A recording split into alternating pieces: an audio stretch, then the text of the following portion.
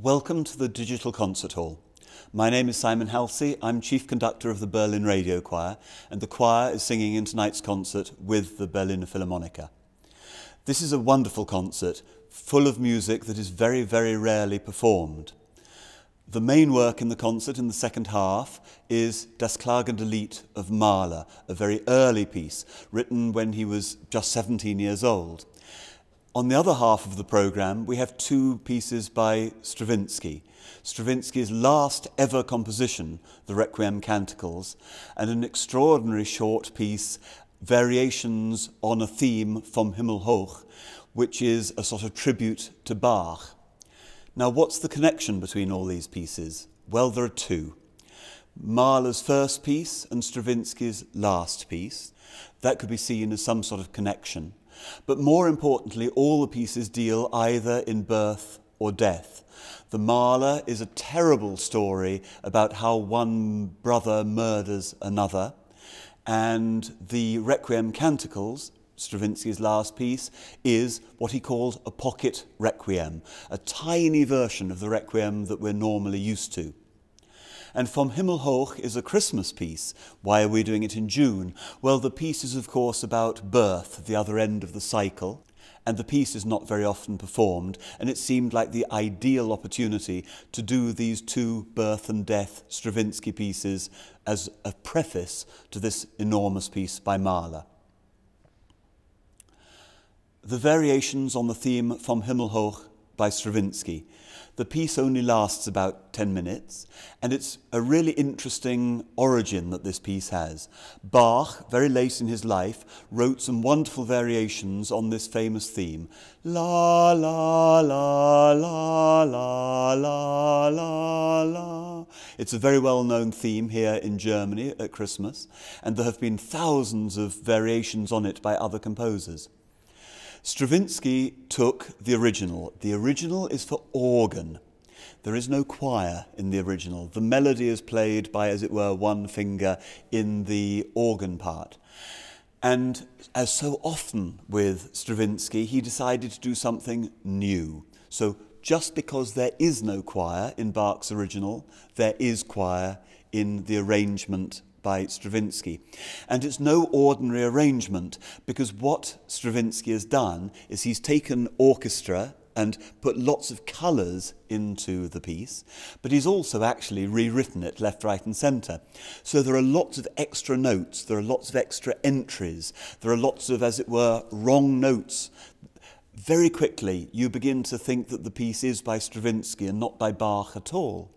On the other hand, 80% of the notes are in fact by Bach, and there's a rather wonderful expression. Stravinsky said he'd sort of messed about with Bach's express permission, which obviously he couldn't have, but he felt so closely involved with Bach that he thought he would have got Bach's permission had Bach still been alive. The piece begins with a chorale. The chorale is played only on the brass instruments, and it sounds, frankly, like organ music. This original part of the chorale is not in Bach's original.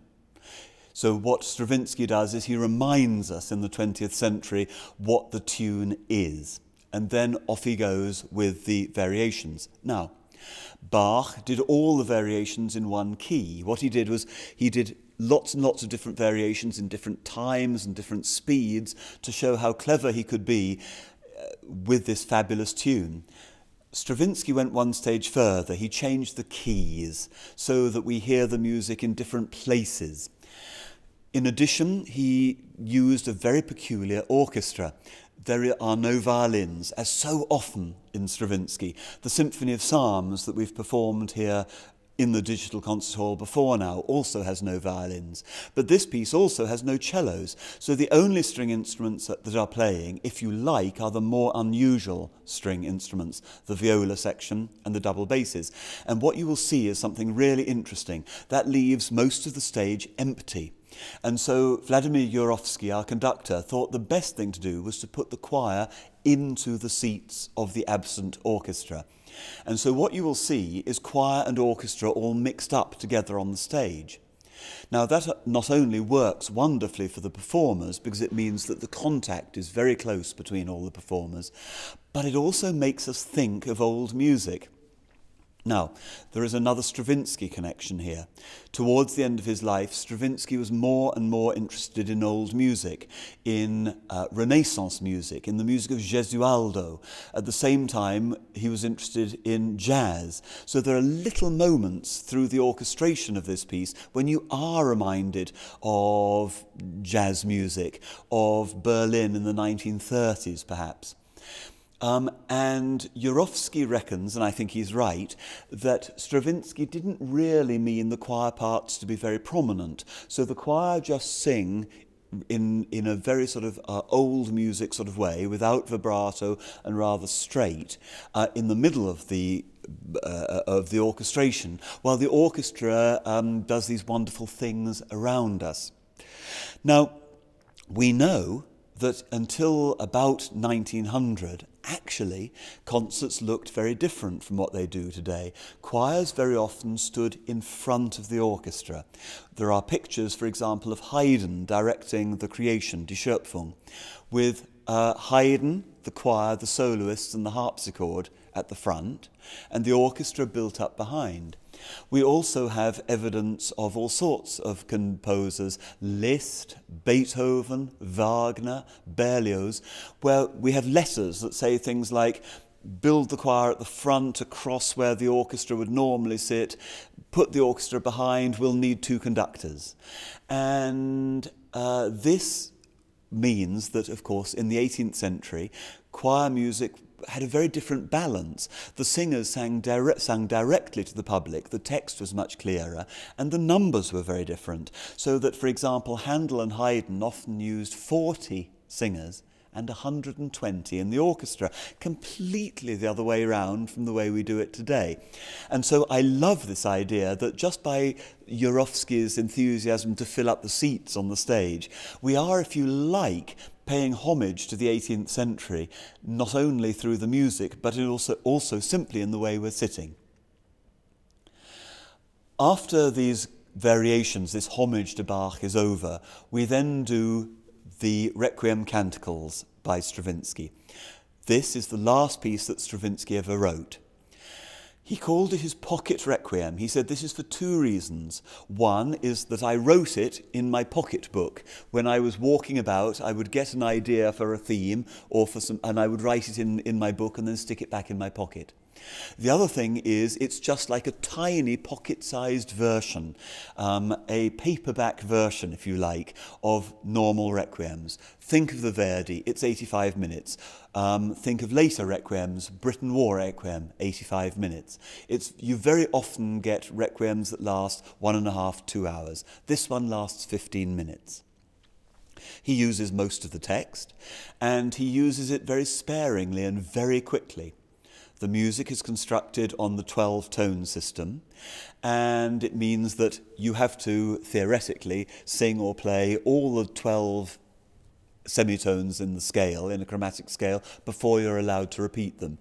But of course, Stravinsky was on the one hand very interested with this theory, and on the other hand very interested in making great music, so that the theory quite often breaks down. And the orchestration is simply fantastic. You look at a chord in the vocal score and you think, oh, well, clearly the bottom note will be played by a bassoon and the violins will play the top note. In fact, everything's the wrong way round. And through very complicated harmonics, which take hours to rehearse, the double basses are playing the top note and the violins are playing the bottom note. Everything is topsy-turvy. The choir music reminds us a little bit of older pieces of Stravinsky, earlier pieces, particularly the Symphony of Psalms. The music is delivered in a fairly sort of monotone way, and clearly the influences are Palestrina, Bach, everything to do with very old music, and most of the text is only sung once. The piece is very sparing. Now, this piece was then later performed at Stravinsky's own funeral in Venice. And the music in this first half is wonderfully planned because it's like having a meal. It's like having a meal in which you have a very light Vorspeise, a very light appetizer, and that is made up of very intense flavours of ginger and little bits of onion and so on. And then in the second half, you are brought an enormous meal, roast duck, for example, with a cherry sauce and lots of vegetables and a very rich red wine, because the total opposite of the first half of Stravinsky is the Mahler. This Mahler is simply crazy. He wrote the text himself when he was 17 years old. Actually, in the manuscript it says, written when I was 17 and a half, which shows how old which shows how very young he was. And then he proceeded to write these 3 massive cantatas. The piece lasts 65 minutes. It tells a story which is partly fairy story and partly from one of the Brothers Grimm tales. And it tells a very simple story about how there was a beautiful queen and 2 young men loved her, and the 2 young men were brothers, and they were told that whoever found a flower and brought it to her first could marry her. The younger brother, who is nice, finds the flower. The older brother, who is horrible, sees that his younger brother has found the flower and therefore kills his brother. He then marries the queen, or is about to marry the queen, when something, you can see for yourself later on, something incredibly dramatic happens, and everybody dies, and the castle in which they are about to have the wedding crumbles away. And this reminds us very strongly, of course, of the end of the Ring cycle of Wagner. Now, the music is very early Mahler, and therefore it's actually, he's writing at the same time as late Wagner. The Ring is already written, but the last pieces of Wagner are not yet written.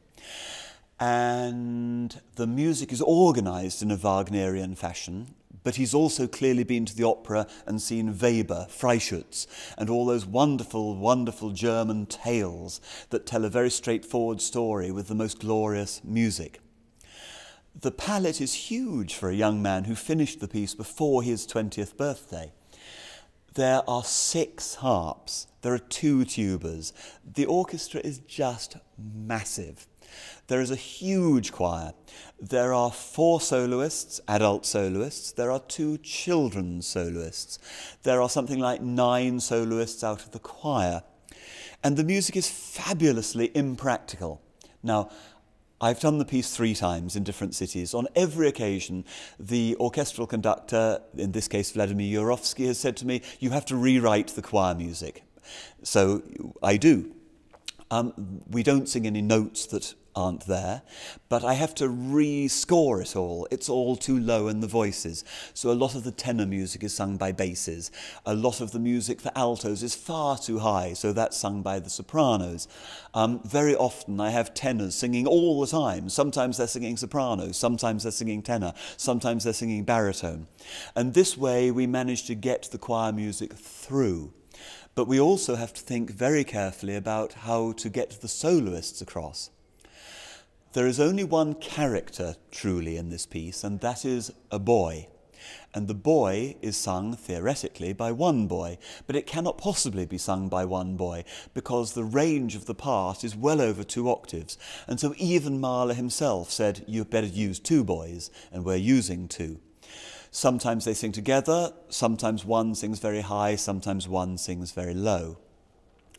A lot of the work for the conductor is doing enormously detailed work with dynamics so that we can hear what's important inside the orchestra, because the music is fabulous, but you have to understand that when he was writing some of it, he was only 17 and a half, and he just didn't always have a completely wonderful instinct for what worked.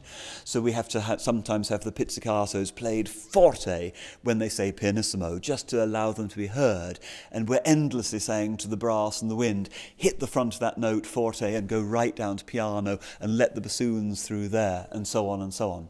So the music needs quite a lot of help. But my God, what music! Because we already hear the finished product. If you know your Mahler symphonies, then you will think, wait, that comes in Mahler 2. That comes in Mahler 1. There are melodies that he was going to use again and again, but all the tricks are already there. Offstage orchestra, in this case enormous. There are 19 in the offstage orchestra. There are all those moments where the violins go wham, and then wait for something to happen, and two horns play, or pairs of clarinets. And frankly, as I say, if you know your Mahler symphonies, you know your mature Mahler, then it's all here. This year, most Mahler cycles, of course, will include either 9 or 10 symphonies. Very few Mahler cycles will include, like ours, Das klagende Lied. The reason is that it's so problematic. But we're doing it with enormous enthusiasm and enormous joy and a great sense of privilege that we can share this fantastic piece with you. As I say, for most orchestras it comes up once in a lifetime. And one of the most interesting things is to decide also what versions we will do. In my lifetime, the piece only had 2 movements, and then a third movement was added. The third movement was suppressed by Mahler because it's about one brother murdering another. And Mahler had a family tragedy with his brother, and he thought that he might have caused this family tragedy by writing a piece about brothers murdering each other. Well, of course, Mahler didn't murder his brother, but his brother committed suicide, and so it was never performed in Mahler's own time. And it's only in the 1970s that it began to be performed.